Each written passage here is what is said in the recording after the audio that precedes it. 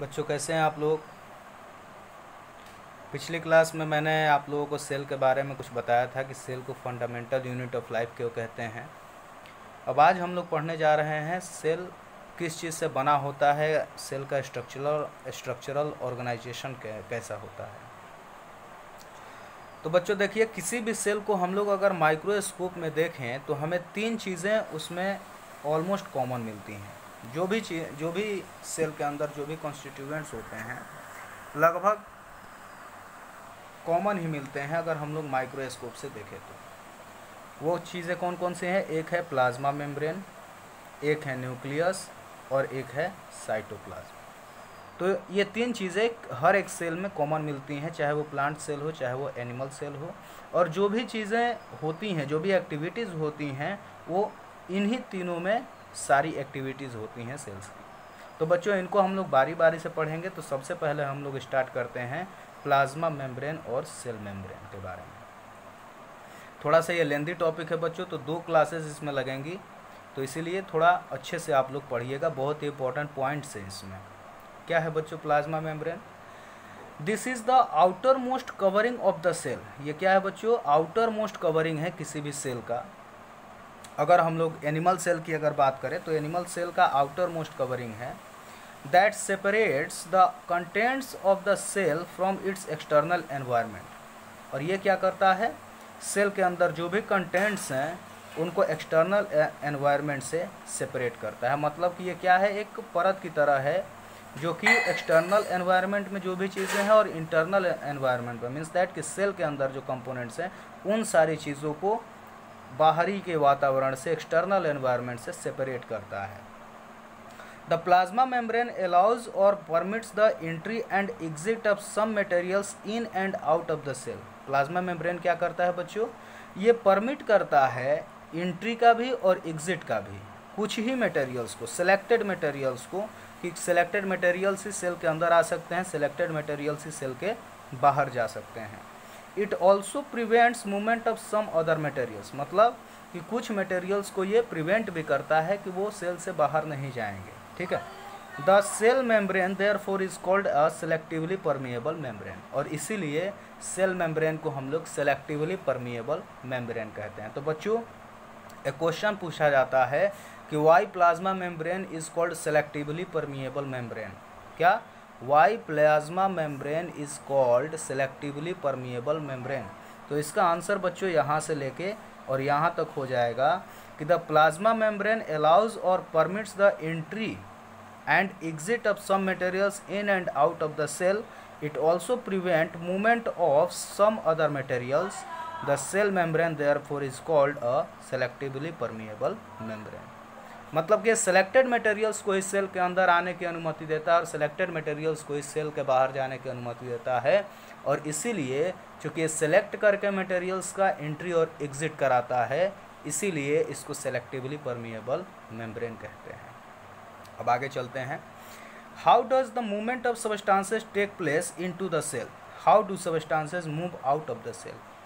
मतलब बच्चों कि सेल के अंदर सबस्टांसेस बाहर से अंदर कैसे आते हैं, सेल में से सबस्टांसेस बाहर की तरफ कैसे जाते हैं, ये सारी चीज़ें हम लोग पढ़ेंगे। चलिए बच्चों, some substances like carbon dioxide और oxygen can move across the cell membrane by a process called diffusion. Diffusion के बारे में आपने पढ़ा था बच्चों, केमिस्ट्री में आपने बस थोड़ा सा पढ़ा था कि डिफ्यूज़न मीन्स सिंपली मिक्सिंग आपने पढ़ा था, लेकिन यहाँ पे डिफ्यूज़न जो है वो अलग है। थोड़ा सा ध्यान से पढ़िएगा। तो कुछ सबस्टांसेस हैं जैसे कि कार्बन डाइऑक्साइड और ऑक्सीजन, जो कि सेल के अंदर और बाहर उनका मूव करना बेहद ही ज़रूरी है और वो मूव करते हैं। We have studied the process of diffusion in earlier chapters. पहले भी चैप्टर्स में आपने पढ़ा था डिफ्यूज़न के बारे में। We saw that there is a spontaneous movement of a substance from a region of high concentration to a region where its concentration is low। मतलब बच्चों कि ये लगातार चलने वाला मूवमेंट है, स्पॉन्टेनियस मूवमेंट है। किस रीजन से? From the region of higher concentration, जहाँ पे कंसंट्रेशन किसी चीज़ का, किसी सबस्टांस का ज़्यादा हो, वहाँ से किसी ऐसे रीजन में जहाँ पे उस सबस्टांस का कंसंट्रेशन कम हो। मान लिया जाए बच्चों कार्बन डाइऑक्साइड सेल के अंदर कैसे आएगा, ज़रा ध्यान से समझिएगा। मान लिया जाए कि बाहर का कंसंट्रेशन कार्बन डाइऑक्साइड बाहर के एनवायरनमेंट में ज़्यादा है और सेल के अंदर कार्बन डाइऑक्साइड कम है, तो बताइए बच्चों हायर कंसंट्रेशन कार्बन डाइऑक्साइड का किधर हुआ, out of the cell, and lower concentration carbon dioxide का कहाँ हुआ, इनसाइड द सेल। तो स्पॉन्टेनियस फ्लो कहाँ से कहाँ तक होगा, from the higher region to the lower region, means that कि from the external environment to the cell. तो बच्चों इस बात को समझना बेहद ज़रूरी है कि हायर कंसंट्रेशन और लोअर कंसंट्रेशन कब होता है, कैसे होता है। किसी किसी कंडीशन में ये भी होता है बच्चों कि सेल के अंदर मान लिया जाए कि कार्बन डाइऑक्साइड तो एक वेस्ट है ना, आप लोग जानते हैं, सेल के अंदर कभी कभी इसका अमाउंट ज़्यादा हो जाता है, मीन्स दैट कि इसका कंसंट्रेशन ज़्यादा हो गया सेल के अंदर एक्सटर्नल एनवायरनमेंट से। देखिए बच्चों, एनवायरनमेंट में कार्बन डाइऑक्साइड बहुत ज़्यादा है, लेकिन अगर सेल की उस वॉल्यूम को लिया जाए, सेल कितना बड़ा है और उस वॉल्यूम में कार्बन डाइऑक्साइड की मात्रा कहाँ ज़्यादा है, तो अगर सेल के अंदर ज़्यादा मात्रा हुआ तो उसको हायर कंसंट्रेशन कहा जाएगा। उतने ही वॉल्यूम में अगर बाहर एक्सटर्नल एनवायरनमेंट में कार्बन डाइऑक्साइड की मात्रा अगर ज़्यादा हुई तो उसको हायर कंसंट्रेशन कहा जाएगा। तो इस बात को समझना ज़रूरी है, क्योंकि आप लोग कंफ्यूज होते हैं कि एक्सटर्नल एनवायरनमेंट में जब कार्बन डाइऑक्साइड इतना ज़्यादा है तो कार्बन डाइऑक्साइड हायर कंसंट्रेशन में सेल के अंदर कैसे हो गया। तो इस बात को समझना है बहुत अच्छे से। तो बच्चों मान लिया जाए कि कार्बन डाइऑक्साइड तो एक वेस्ट है, उसका कंसंट्रेशन सेल के अंदर ज़्यादा हो गया, तो स्पॉन्टेनियस फ्लो होने वाला है। तो क्या होगा बच्चों, कार्बन डाइऑक्साइड मूव करेगा कहाँ से कहाँ तक, सेल के अंदर से एक्सटर्नल एनवायरनमेंट में। चलिए बच्चों देखते हैं।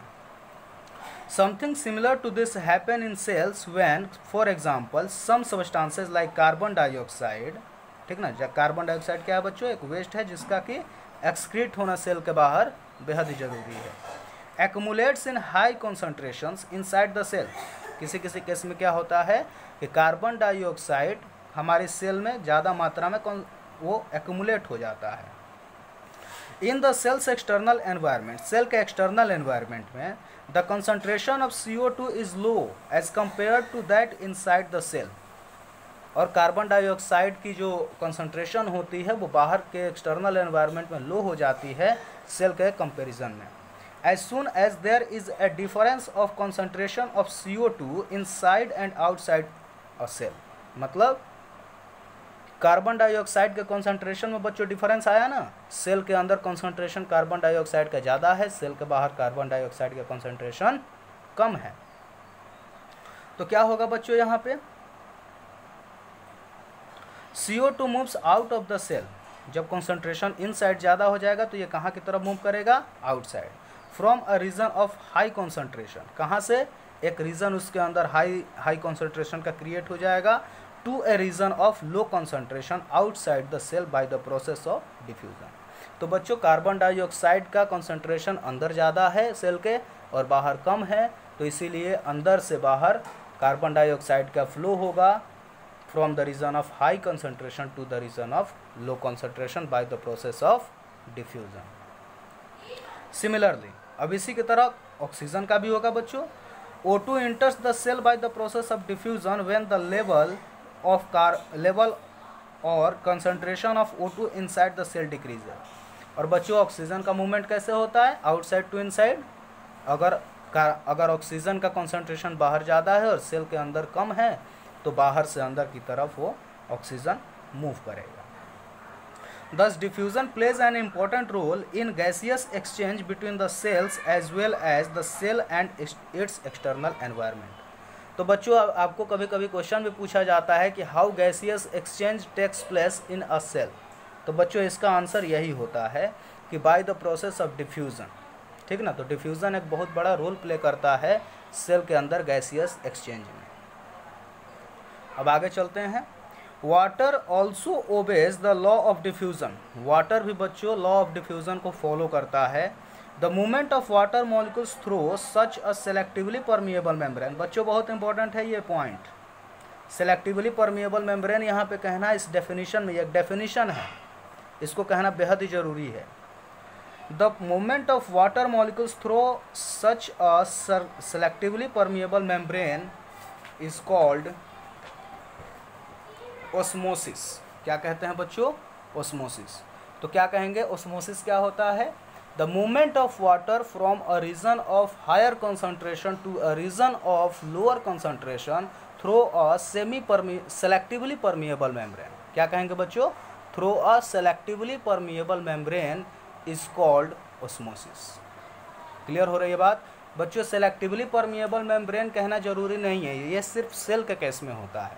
लेकिन ऐसे अगर डेफिनेशन अगर देखा जाए ओस्मोसिस का, तो उसका डेफिनेशन ये होता है, the movement of water molecules from the region of higher concentration to the region of lower concentration through a semi permeable membrane is called osmosis.